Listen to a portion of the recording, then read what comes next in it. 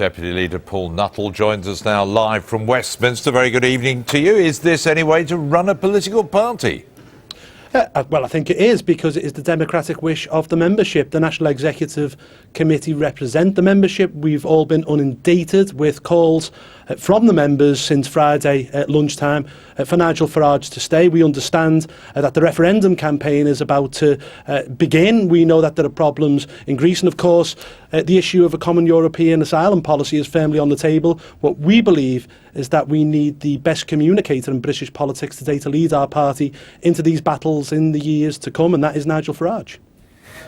People might say, though, it doesn't look like a very well-organised party, more the sort of slightly chaotic UKIP that people have got into their mind that that's the way you run the party when the leader says he's going, and then, you know, a few hours later you've got him back in, possibly against his wishes.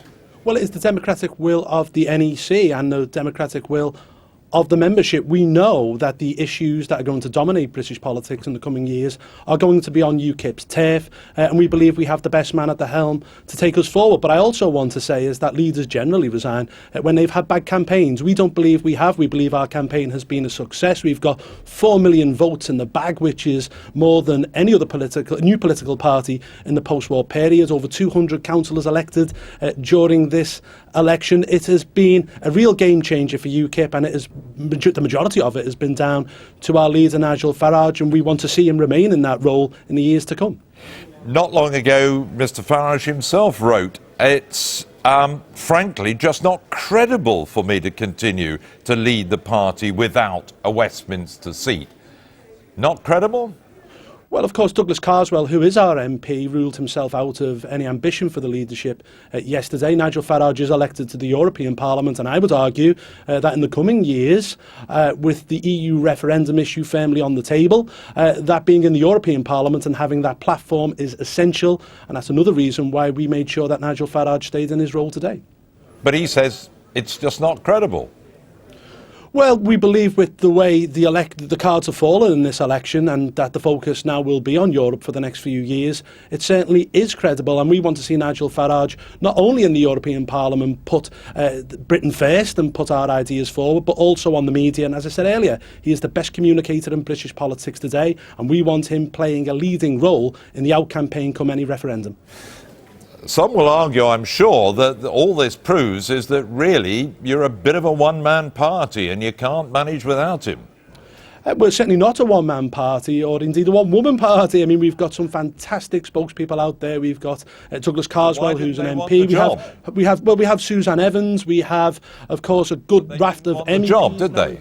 Sorry. But they didn't appear to want the job. You say you've got some great people, but they didn't want the job. Well, actually, a number of us have said that we would have stood in the election in September if there was a leadership election, but all of us had said to Nigel Farage that we wanted him to stay in that position. Indeed, I called him on the night of the count in Thanet and said, please don't go, we will need you. And I tell you what, if I was writing the history of UKIP, I would write it as of today, because we are going to make great strides in the second half of this decade with Nigel Farage at the helm. But Mr Farage himself said it's the job that Suzanne Evans should have. Well, of course, I mean, we were talking about Suzanne coming in as the interim leader, but the National Executive Committee have said we want Nigel Farage to remain at the helm of this party. It is the democratic wish of the membership, and we are a democratic party after all. They do vote for their national executive, and we're looking forward, we're buoyant, we're confident that we're going to make great strides in the years to come. He said that he was going to enjoy a very long summer holiday. Are you going to give it to him, or are you going to get him back to the grindstone straight away? Well, I think Nigel probably will need a break. You know, this has been a gruelling campaign for him and many of us. But, you know, we've got people who will come in over the summer, myself included, and we will take the helm and we will ensure that the ship is steadied. And as I say, Nigel will come back in September refreshed for party conference. And then we're looking forward to the rest of the year, and we're looking forward to leading the charge in this referendum campaign, which, let's be frank, we've waited for since 1975, and that's why we need the best person at the helm. And in my opinion, and the opinion of the UKIP NEC, that's Nigel Farage. UKIP's Paul Nuttall, thank you very much.